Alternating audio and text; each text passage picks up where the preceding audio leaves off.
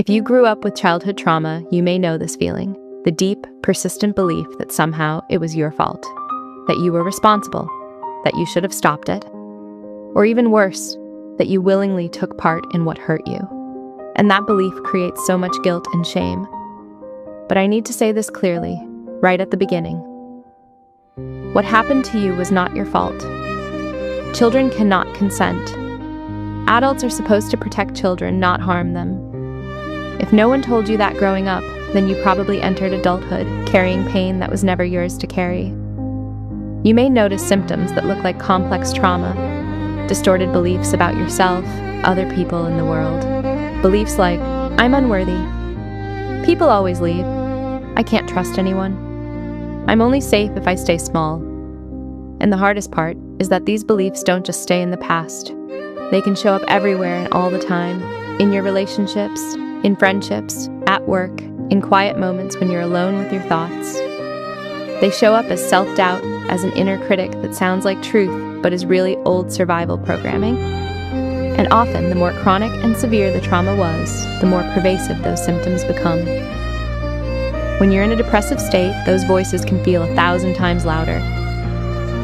When you're doing better, they may quiet down, but they still sit in the corner, waiting to remind you of an identity you never chose. The abused one. If any of this resonates with you, I want to share what helped me, and what many trauma-informed approaches also support. I identified my core beliefs. I asked myself, what did I learn to believe about myself, others, and the world while I was in danger?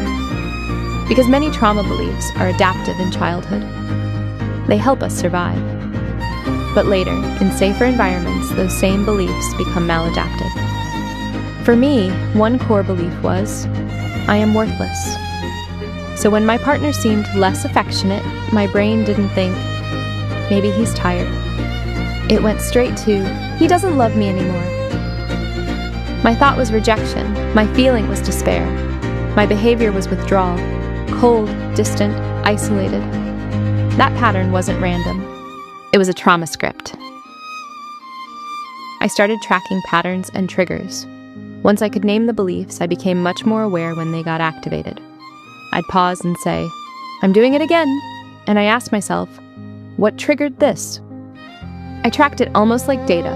Trigger, automatic thought, emotion, behavior. Over time, this gave me distance from the spiral. I stopped being inside the thought and started observing it. I practiced reframing, gently, repeatedly. When the old thought appeared, I practiced a more balanced one. Instead of, he doesn't love me, I tried, maybe he's tired, maybe this moment is not a threat. And yes, this is hard. Reframing can feel terrifying because it asks traumatized parts of us to lower our guard, to trust, to not prepare for impact every second. At first, I didn't believe the new thoughts at all. It felt unsafe to believe them. But healing is often not one big breakthrough. It's repetition, over and over, until your nervous system starts to learn, I am not there anymore. I am here.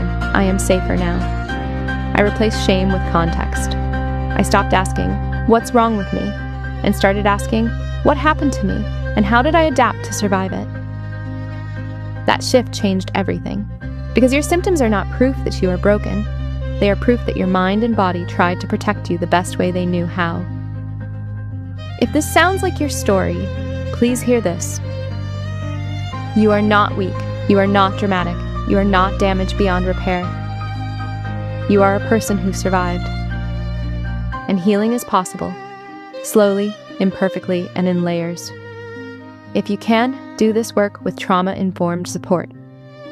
Therapy, safe relationships, and practices that help your body feel grounded again. And if no one has told you this yet, I will. It was never your fault. If this spoke to you, share it with someone who might need to hear it. You're not alone in this, and you never were.